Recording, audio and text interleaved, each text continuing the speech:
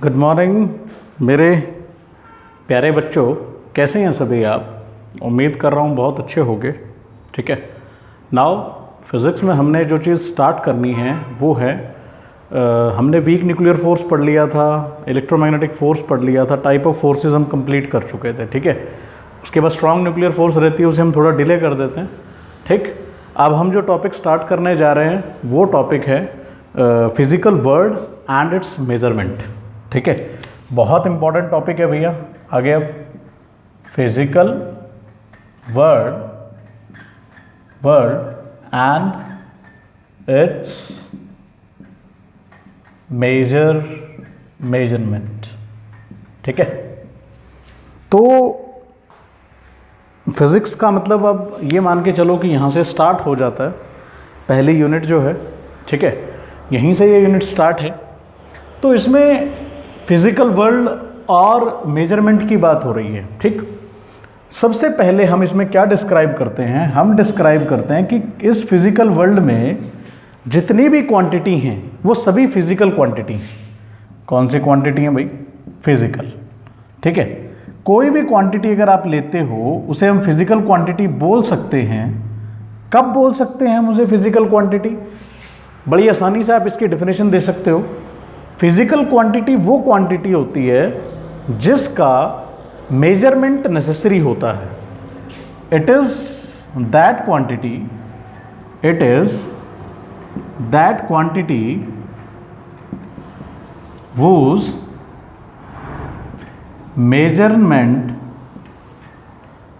measurement is necessary।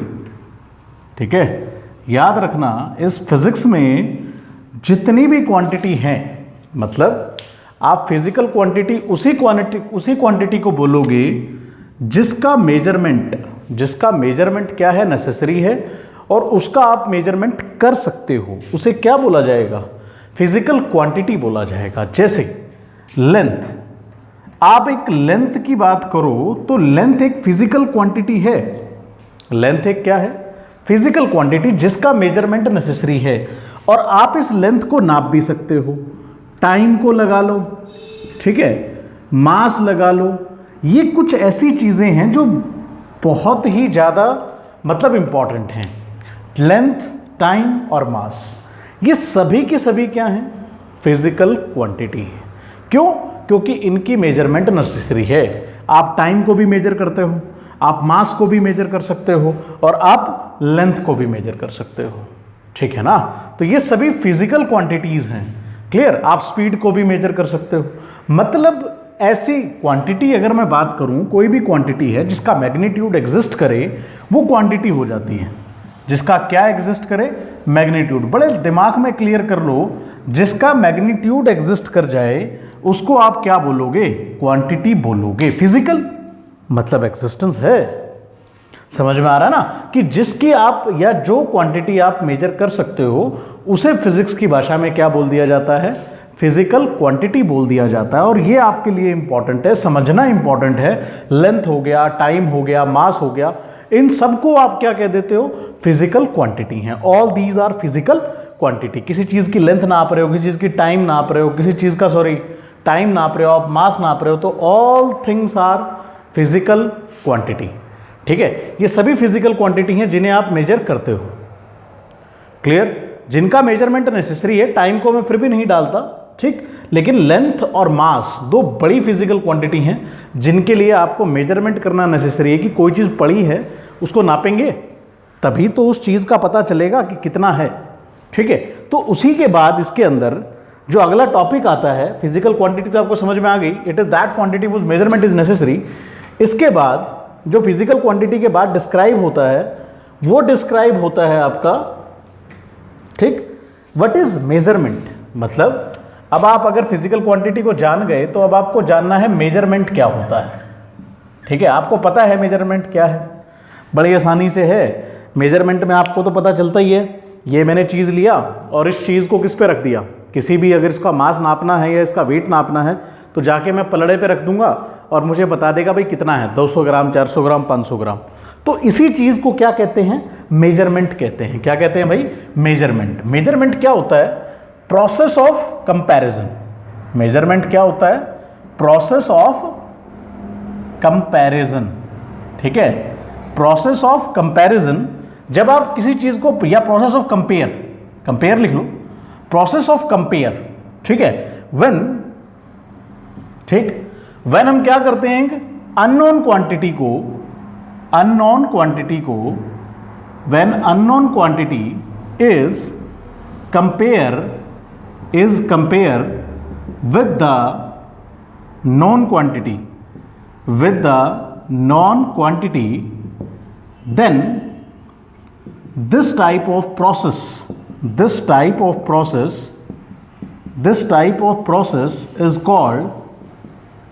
called measurement। क्या बोलेंगे इसको? मेजरमेंट बोलेंगे, ठीक है ना। तो इसी प्रोसेस को आज हमने एक्सप्लेन करना है और समझना है कि मेजरमेंट क्या है, ठीक है। तो मेजरमेंट बड़ा सिंपल सा है कि जब आप एक अननोन क्वांटिटी को, कोई भी अननोन क्वांटिटी है, मान लो ये पेन है, पेन एक मेरे लिए अननोन क्वांटिटी है, तो मैं क्या करता हूं, एक मीटर स्केल लाके इसके साथ रख दूंगा तो मुझे पता चल जाएगा कि भाई इसकी लेंथ कितनी है। तो ये एक अननोन क्वांटिटी हो गई, और मुझे किससे कंपेयर करना है? With the non quantity. जब मैं एक अननोन क्वांटिटी को नॉन क्वांटिटी से कंपेयर करता हूं तो उस प्रोसेस को क्या बोला जाता है? मेजरमेंट बोला जाता है। क्या बोला जाता है उस प्रोसेस को? मेजरमेंट बोला जाता है, ठीक है। चलिए भाई मार्कर चला के देख लें, क्लियर। तो उस प्रोसेस को क्या बोला जाएगा भैया? उस प्रोसेस को बोला जाएगा मेजरमेंट, ठीक। अब मेजरमेंट के बाद आप जब मेजरमेंट करते हो किसी भी चीज का, तो आप एक स्टैंडर्ड रखते हो, the standard of the measurement, ठीक है। अगर मैं यहीं लिखूं, क्लियर, कि आप इस मेजरमेंट के लिए एक स्टैंडर्ड रखोगे, इस मेजरमेंट के लिए क्या रखोगे? Standard. The standard choose for the measurement, the standard choose for the measurement is called unit. क्या बोलते हैं उसको? यूनिट बोलते हैं भैया। मतलब किसी भी स्टैंडर्ड, अगर आप एक मेजरमेंट के लिए स्टैंडर्ड को चूज कर लेते हो, किसको चूज कर लेते हो? किसी भी स्टैंडर्ड को चूज कर लेते हो, तो उसे क्या बोला जाता है? उसे बोला जाता है भाई यूनिट। किसी भी चीज की यूनिट बोला जाता है, ठीक है। ये बात याद रखना। जैसे लेंथ के लिए अगर आप आगे पढ़ते जाओगे कि लेंथ के लिए आपको पता है कि फिजिक्स कहेगी कि भैया मीटर में नापनी है। किसमें नापनी है? मीटर में नापनी है। अगर मास नापना पड़ा तो मास वो बोलेगी केजी में नापना है, ठीक है। अगर टाइम नापना पड़ा तो टाइम बोलेगी वो सेकंड में नापो। तो ये सब चीजें क्या हैं बेटा? ये सब चीजें हैं, मीटर हो गया, केजी हो गया, सेकंड हो गया, ये all things are unit. Finish, nothing. बड़ा सिंपल सा मतलब एक कंसेप्ट है। मेजरमेंट क्या होता है, मतलब एक सिंपल सी चीज़ें आपको सीखनी है, फिजिक्स को स्टार्ट करना है कि मेजरमेंट क्या है। कि जब आप एक अननोन क्वांटिटी को नॉन क्वांटिटी से कंपेयर कर देते हो तो वो मेजरमेंट बन जाता है। मेजरमेंट के बाद आपको क्या करना है? कोई भी स्टैंडर्ड चूज कर लेना है। किसी भी तरह की मेजरमेंट के लिए आपने क्या कर लेना है? स्टैंडर्ड चूज कर लेना है। और जो स्टैंडर्ड चूज करोगे वो स्टैंडर्ड क्या बनेगा? वही स्टैंडर्ड उसकी क्या बनेगी? यूनिट बनेगी। क्या बनेगी भाई? यूनिट। क्लियर है? तो अब मैं एक एग्जांपल लेके इस प्रोसेस को करके दिखाता हूं कि कैसे आप किसी चीज को मेजर करते हो, ठीक है। मैं रब कर रहा हूं बोर्ड को, ध्यान रखना। अब ये डेफिनेशन आप करते रहो, बड़ी इंपॉर्टेंट है, ठीक है। पहले यूनिट भी इंपॉर्टेंट है, करते रहिए, एरर पे फटाफट हम पहुंच जाएंगे। और उसके बाद अब आपके पास है बड़ा आसान सा प्रोसेस ऑफ मेजरमेंट। आप क्या कर रहे हो? प्रोसेस ऑफ मेजरमेंट, कि आप किस तरीके से मेजर करोगे, ठीक है। देखो, मैं फिर वही एक बुक का ही एग्जांपल लेके चलता हूं। Let we take a line A B, let A B be the line, let take A B line, ठीक है।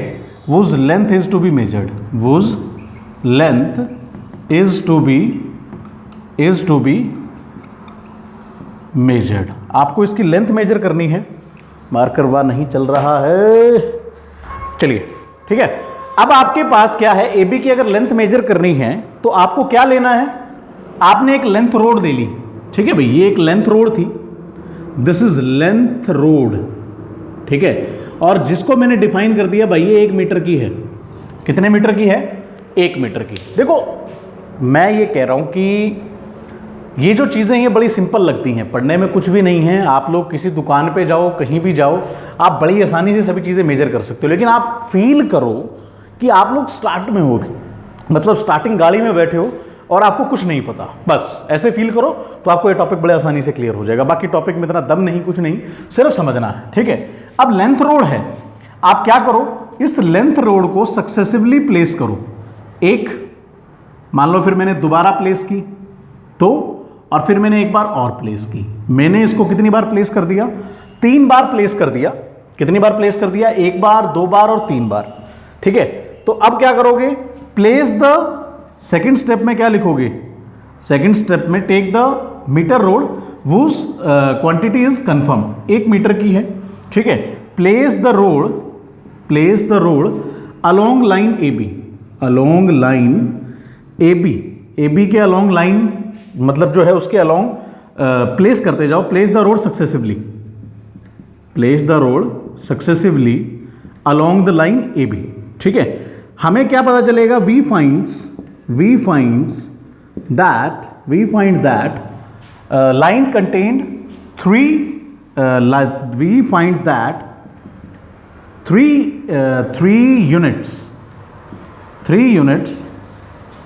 we find that 3 units contained in the line, ये line contained 3 units, we find that line contained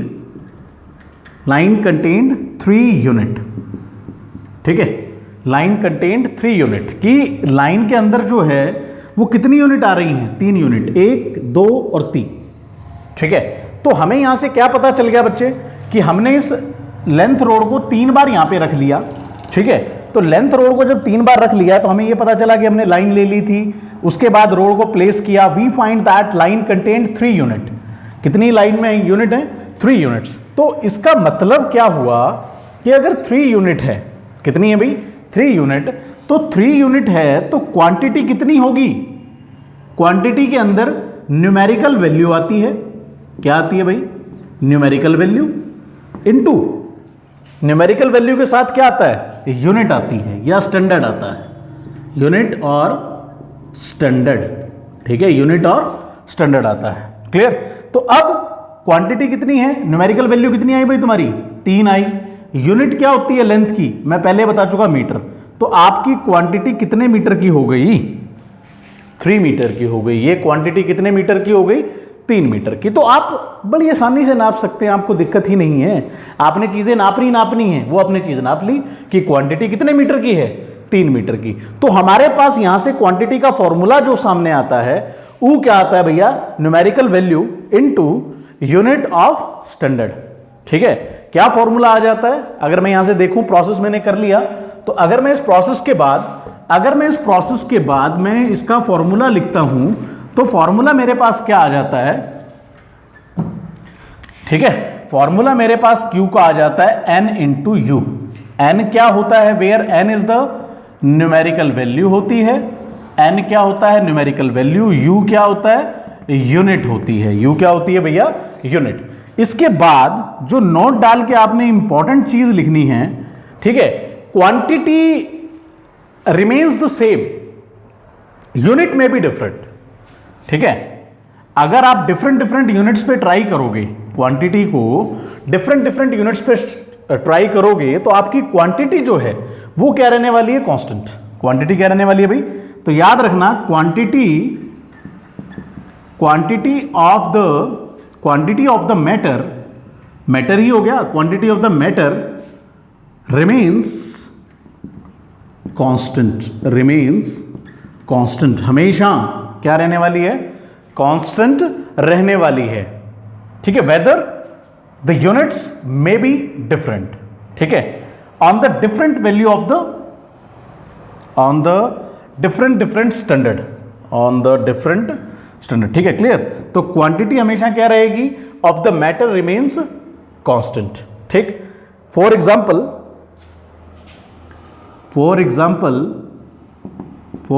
अगर आप लेते हो, तो for example में क्या समझ में आ रहा है आपको, कि फॉर एग्जाम्पल अगर आपने लेना है, ठीक है, तो quantity of the matter remains constant रहेगा, बट क्या लिख सकते हो आप इसके बाद, बट द सिस्टम में be different, but the system of measurement may be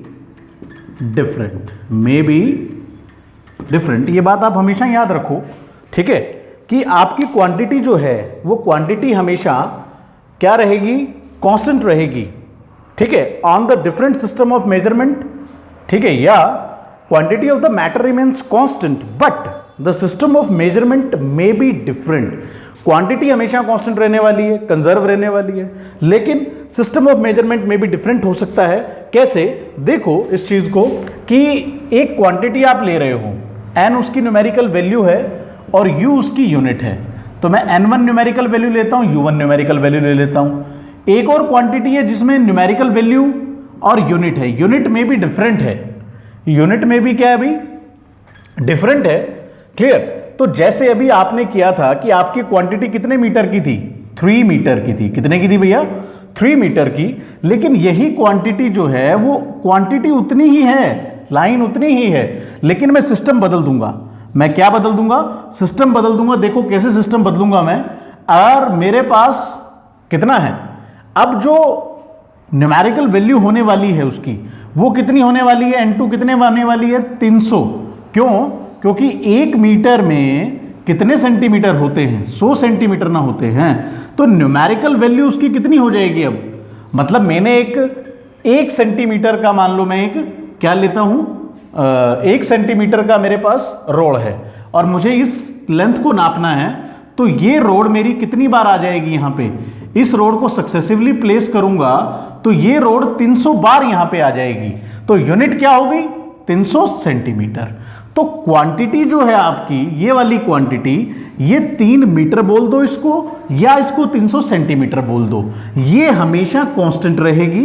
quantity of the matter remains constant but the system of the measurement may be different. System of the measurement यहां पे metre था, यहां पे क्या था, centimetre था। तो अभी अगर आप पढ़ोगे आगे कि ये एक एसआई सिस्टम है मेजरमेंट का और ये एक सीजीएस सिस्टम है, ये आप आगे पढ़ने वाले हो कि ये आप जो पढ़ रहे हो, ठीक है, ये जो सिस्टम है वो सीजीएस सिस्टम है और ये जो सिस्टम है वो एसआई सिस्टम है। कि एसआई सिस्टम में एक लेंथ जो आपने नापी वो 3 मीटर की आई, और जब उसी लेंथ उतनी ही रही, उस क्वांटिटी को चेंज नहीं हुआ, वो कांस्टेंट रही, उसको आपने किस में नाप लिया, सेंटीमीटर में। तो सेंटीमीटर में न्यूमेरिकल वैल्यू कितनी हो जाती है उसकी, 300 हो जाती है, और यूनिट क्या हो जाती है, सेंटीमीटर हो जाती है। सिंपल तरीके से अगर समझोगे तो बड़ा आसान है कि 1 मीटर किसके बराबर होता है, 100 सेंटीमीटर के, तो quantity is equal to 300 centimetre.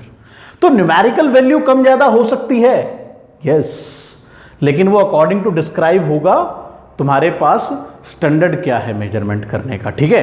तो एक मूर्ख बच्चा था, उसने एक स्केल लगाया, वो स्केल लेके चला, इस 3 मीटर की को नापने के लिए उस मूर्ख बच्चे ने क्या लिया, 1 सेंटीमीटर का मतलब मान लो स्केल ले लिया, तो नापता गया, बेचारा 300 बार यहां पे रख गया।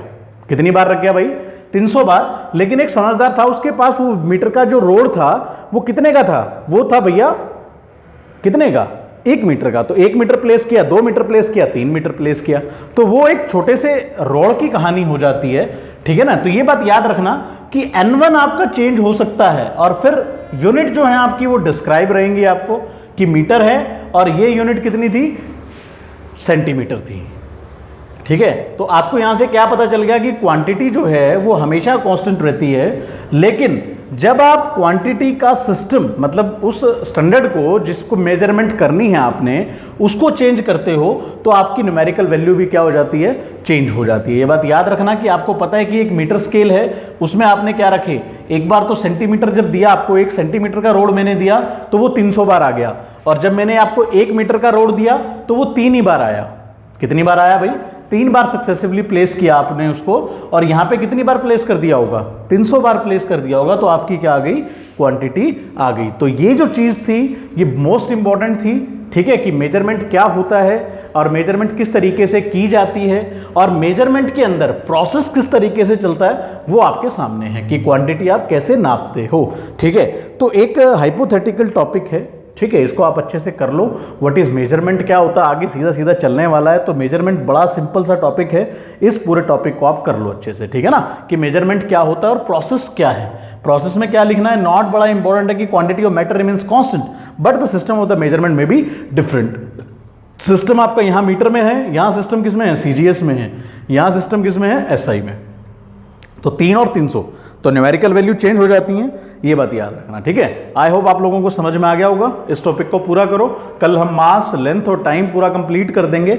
इस चीज़ को आप कंप्लीट कर लो, ठीक है, बहुत अच्छे से करो इस चीज़ को कंप्लीट, ठीक है। बहुत बहुत धन्यवाद आप लोगों का सुनने के लिए, बहुत बहुत धन्यवाद, ठीक है। कंप्लीट कर लो इस चीज़ को।